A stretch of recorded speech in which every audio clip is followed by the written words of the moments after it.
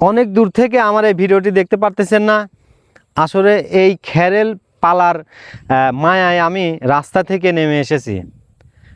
তো ছোটোবেলার সেই খ্যার গুছানো বা খ্যারের পালার উপরে উঠে আসলে মারামারি করা বন্ধুদের সাথে, সেই মায়ায় আমি রাস্তা থেকে নেমে এসে আপনাদের দেখাচ্ছি।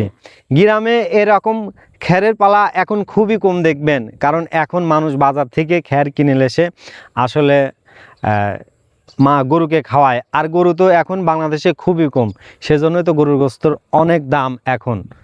তো দেখাও ওই তুমি যে কালভার্টের পর রয়েছে ওইখান থেকে দেখাও, কালভার্টের নিচ দিয়ে দেখাও, কালভার্টের ভিতর দিয়ে দেখাও।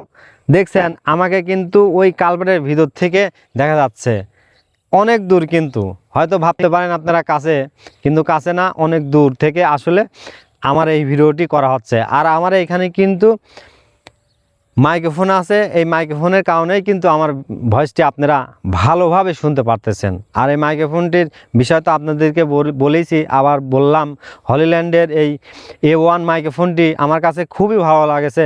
আপনারা আপনাদের ভিডিও কন্টেন্টের জন্য এই হলিল্যান্ডের মাইক্রোফোনটি ব্যবহার করতে পারেন। একটু কাছে আসো।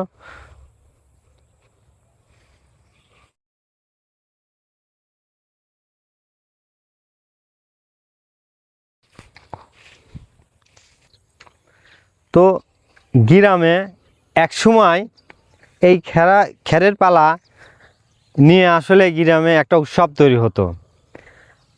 দেখা যাচ্ছে ধান কাটা শেষ, ধান কাটার শেষে এই খ্যারটা এইভাবে পালা দেওয়া লাগবে, তখন এই গ্রামের গৃহস্থরা একটা বড় আকারের আয়োজন করত আর এলাকার সবাইকে দাওয়াত দিত।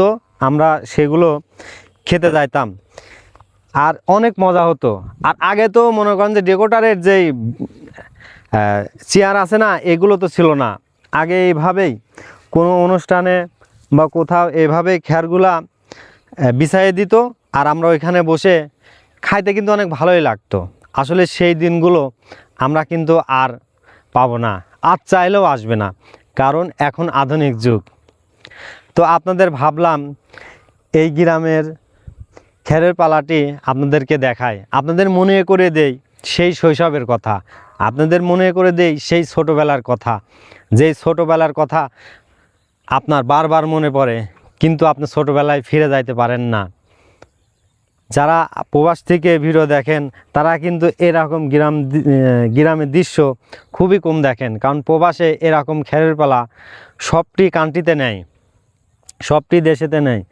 তো আমি ভাবলাম আপনাদেরকে এই গ্রামের খ্যারের পালার ভিডিওটি দেখাই, আপনাদের কেমন লাগে তাই আপনাদেরকে আমি দেখালাম। তো আশা করি আমার ভিডিওটি ভালো লাগলে লাইক কমেন্ট শেয়ার করবেন। আল্লাহ হাফেজ।